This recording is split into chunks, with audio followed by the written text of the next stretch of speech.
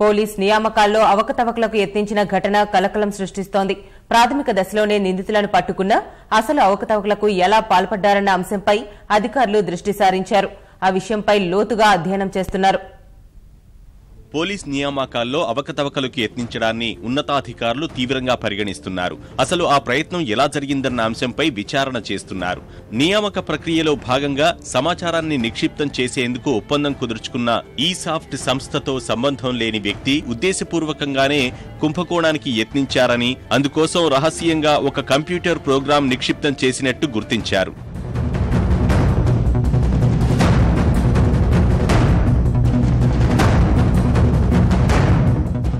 రాష్ట్ర వ్యాప్తంగా చేపట్టిన పోలీస్ నియామక ప్రక్రియలో దేహదారుఢ్య పరీక్షలు ఇటీవలే పూర్తయ్యాయి. ఆ పరీక్షల్లో పాల్గొనే వారు చూపే ప్రతిభ కంప్యూటర్లలో నిక్షిప్తం చేసేందుకు రాష్ట్ర పోలీస్ నియామక మండలి ఈసాఫ్ట్ అనే ప్రైవేట్ సంస్థతో ఒప్పందం కుదుర్చుకుంది.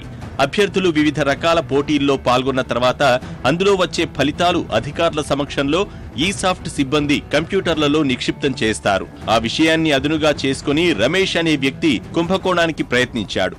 అయితే అతనికి ఈసాఫ్ట్ సంస్థతో సంబంధం లేదని అధికారులు తెలిపారు. గతంలో ఆంధ్రప్రదేశ్ పోలీస్ నియామకాలు జరిగినప్పుడు ఇలాంటి విధులే నిర్వర్తించాడు. ఆ కారణంగానే మొత్తం ప్రక్రియపై రమేష్ కు అవగాహన ఉందన్న అధికారులు అర్హత సాధించని అభ్యర్థులతో ఒప్పందం చేసుకుని వారు అర్హత పొందేలా సమాచారాన్ని తారుమారు చేయాలని భావించాడని గుర్తించారు. కొండాపూర్లోని ఈసాఫ్ట్ తరఫున విధులు నిర్వర్తిస్తున్న సోదరుడి వరసయ్యే బానోతు నాగు వద్దకు వెళ్లిన రమేష్ మాటల్లో పెట్టి అభ్యర్థుల సమాచారం నిక్షిప్తం చేస్తున్న కంప్యూటర్లో ఒక ప్రోగ్రాం డౌన్లోడ్ చేశాడని తెలిపారు.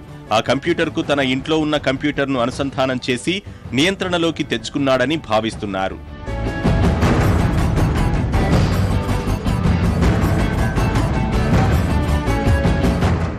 ముగ్గురు అభ్యర్థుల నుంచి 2 లక్షలు తీసుకున్న రమేష్ వారు దేహదారుఢ్య పోటీల్లో అర్హత పొందకపోయినా తన ఇంట్లోని కంప్యూటర్ ద్వారా ఈసాఫ్ట్ కంప్యూటర్లోకి చొరబడి సమాచారాన్ని మార్చాడు.